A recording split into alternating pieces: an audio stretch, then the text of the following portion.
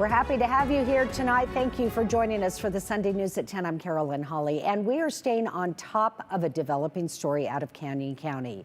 The Environmental Protection Agency says a diesel spill from a 10,000-gallon above-ground tank has contaminated a 3-mile stretch of Mason Creek in Nampa. And here's what's new tonight. We now know that the diesel has stopped flowing out of that tank. Here's our Jude Binkley. He's been following this all day long. Jude, bring us the latest. Well, Carol, let's take a look at 3 miles downstream of this leak. You can see Mason Creek here. It's actually a tributary of the Boise River, which is running across the top of your screen.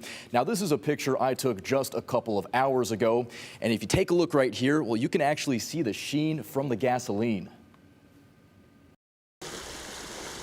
Booms have been deployed along parts of Mason Creek in Canyon County as crews work to clean up a diesel spill of a 10,000-gallon tank from a trucking yard in Nampa. 3 miles downstream of the leak is where Mason Creek feeds into the Boise River. A spokesperson with the Environmental Protection Agency told KTVB that the spill started because a valve on the tank was left open and safety measures on the tank failed. As of Sunday evening, leaking from the tank had stopped, but crews were still on site cleaning up and trying to remove diesel from areas where they can in the 3-mile stretch of the creek, as well as the Boise River if that's necessary. Several state and federal agencies responded to the leak, including Nampa Fire, the Department of Environmental Quality, Idaho Office of Emergency Management, and the EPA. We looked down and we're like, oh, something's going on down there. One family living near Mason Creek first noticed responders Saturday night around 7. A neighbor called to tell my husband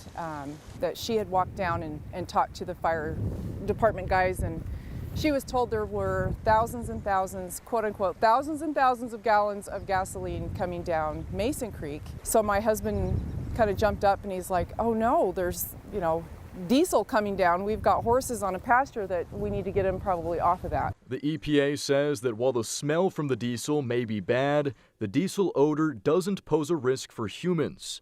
However, anyone who lives along this stretch of the creek is being asked to keep pets and livestock away from Mason Creek. The trucking company who caused the spill has taken responsibility and is involved in cleanup efforts, but we don't know the name of that company yet.